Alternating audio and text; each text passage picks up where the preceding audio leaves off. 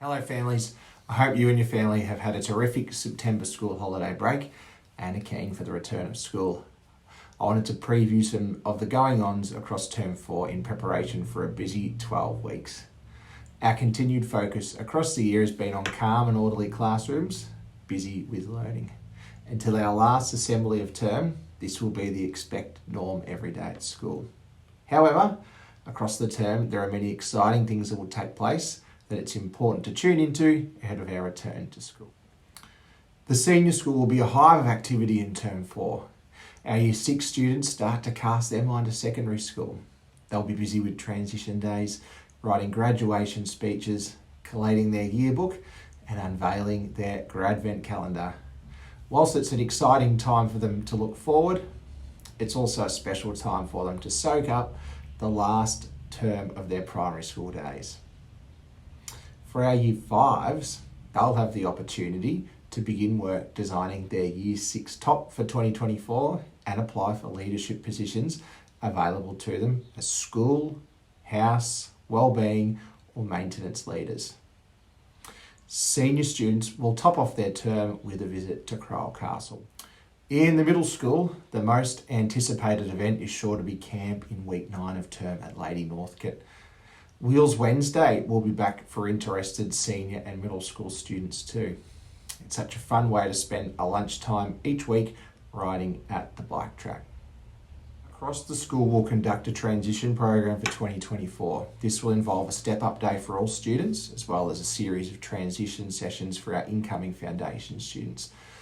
Late in the term there will be other transition activities such as transition lunches to help prepare students for 2024. Families of foundation students will be emailed these days separately to the newsletter. As we return to school, teachers will start off the term re-establishing the routines and expectations in class that make classrooms inclusive, predictable and conducive to learning. This includes our daily morning messages as well as other habits like our end of day reset. Across the end of Term 3, I talk regularly with students about the rights we have at school, the right to learn and the right to feel safe. To ensure everyone has access to these rights at school, we all have the responsibility to act in a manner that doesn't disrupt the learning of others and must behave in a way to not impact the safety of others or ourselves. These rights and responsibilities would be a good tune-in talk for every parent to have at home with their children prior to our return to school. With the commencement of Term 4 comes the requirement for students to wear broad brim hats.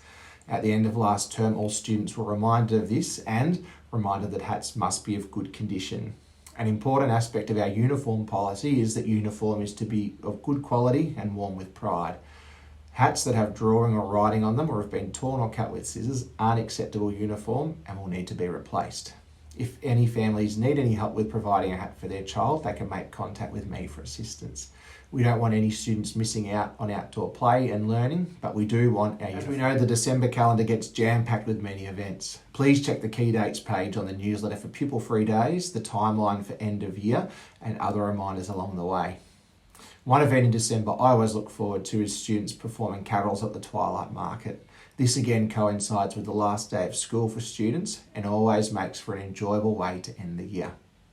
Have a great rest of the holidays everyone, and bye for now.